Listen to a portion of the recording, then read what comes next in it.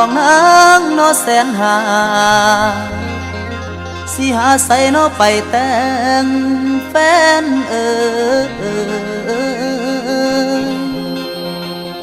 มาคือแพงแท่น้องราคาน้องห้องว่ามาขอลดลงได้บ่ล่ะจัก50,000คงพอไว้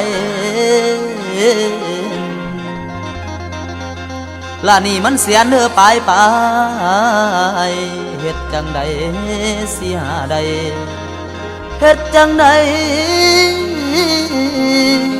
สิหาได้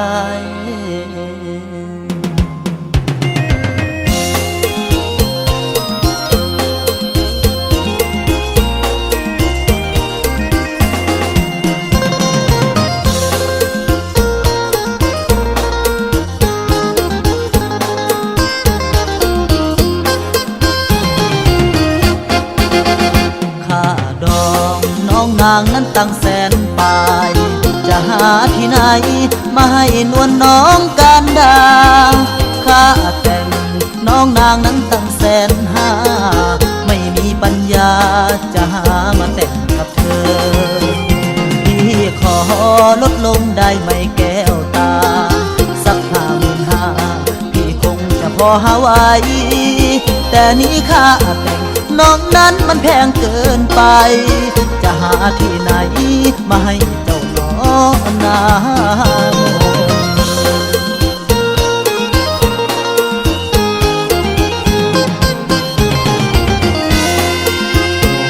นอ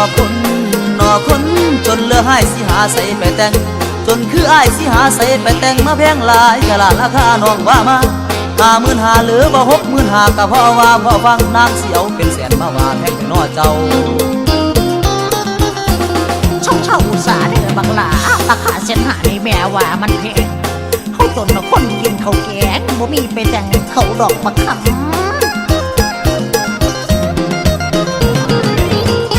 ปานตำไม่ตำต่อพ่อก่อนปานตำไม่ตำต่อพ่อก่อนแม่ว่าแพงบักราคานี่บ่ไหวสู้เขาได้แต่50,000ไปเงินเป็นแสนมันหลายสู้ไหวเด้อเท่าลองไปเว้านำเขาเถื่อไม่ลองไปเว้านำเขาเถื่อไม่ขอเพิ่นลดลงให้พอสิได้แต่งงานยอมหน้าด้านลองเบิ่งอีกทีเฮาบ่มีเงินพอไปต่อรองดูแม่ทิดมีอยู่บ่ทิดมีอยู่บ่คอยมาสู่ขอลูกสาวของเจ้าลูกชายมันให้มาเว้าว่าฮักลูกเจ้าอยากเอาเป็นเมียคอยเลยมาถามมาเว้ามาขอลดเจ้าเหลือ50,000ได้บ่พ่อเจ้าอย่ามาเว้าเศร้าเจ้าอย่ามาเว้าคอยเลี้ยงลูกสาวจนกว่าสิใหญ่มาขอลดได้จังได150,000ไปคอยขายขาดตัวเว้ยใหญ่นี่มันลำไรแท้โอ้ยดีเนาะพอจะเว้า150,000คือเก่า